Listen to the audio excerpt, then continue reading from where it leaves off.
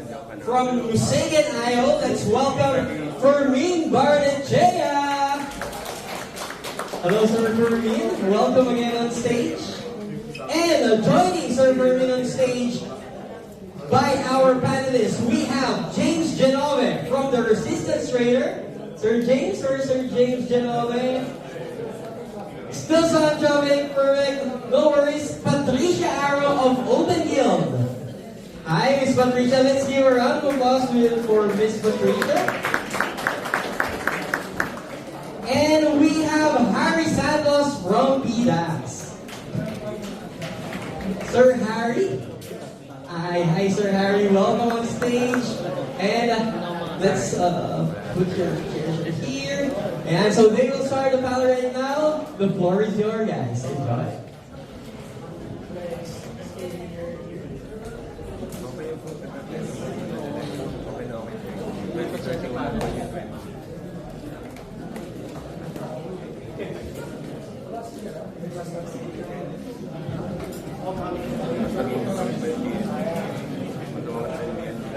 Yeah, welcome and thank you for being here. So let's start. So we're talking here about Web3 and risk reduction. So I guess let's know. There are many types of risk. Financial risk, reputational risk, operational risk. Which ones do you consider the primary ones to look at before you decide to enter into a project? So, for us, for PDAX, we're regulated, so definitely regulation, legislation, these are things we look into.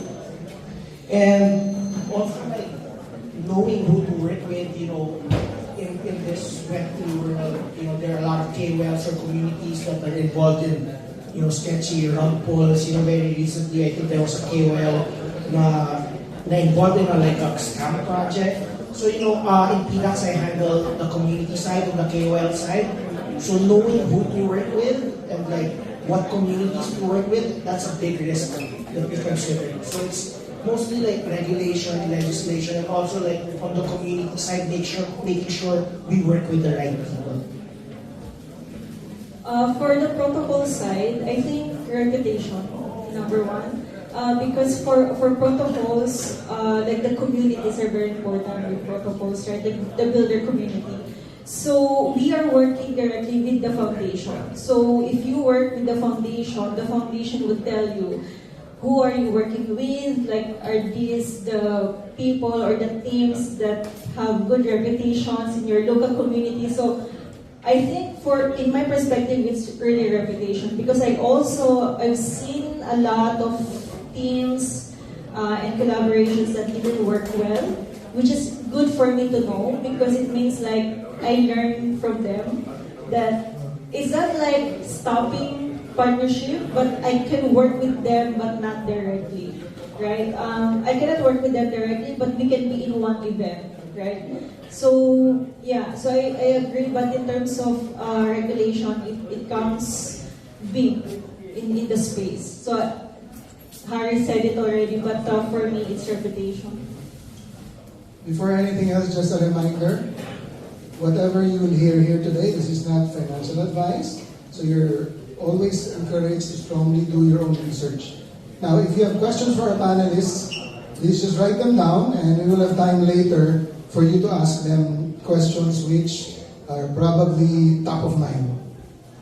So again, thanks for that answer. Now, especially in Web3, it's a growing field.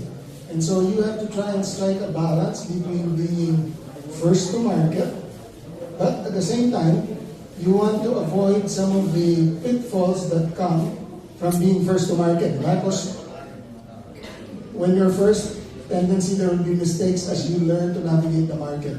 So how do you balance between being first to market and still having the stability for the long term? Let's start with you naman, Patrick.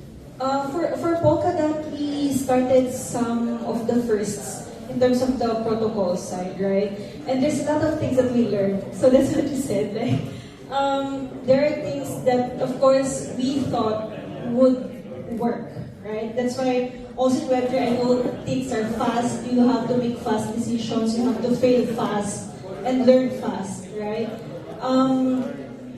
But I think that's the good part in terms of being the first, because you learn first also, and that you can share what happened or what went wrong in terms of the planning, the execution, and then eventually, when you go outside the ecosystem, then you can give them, you can share your experience. So I think that's the good one for at least for the protocol side. So on the exchange side, being first, or I think in Web3 in general, crypto, if you're first to market, it's usually met with skepticism.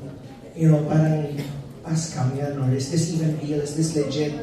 So I think establishing legitimacy, working with the right partners. For example, in PDAX, we were one of the first, actually the first in the country to offer tokenized bonds.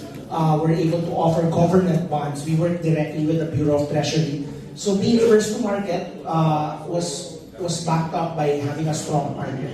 And then recently, we were partnered with Tether to offer tokenized gold through their XAUT token.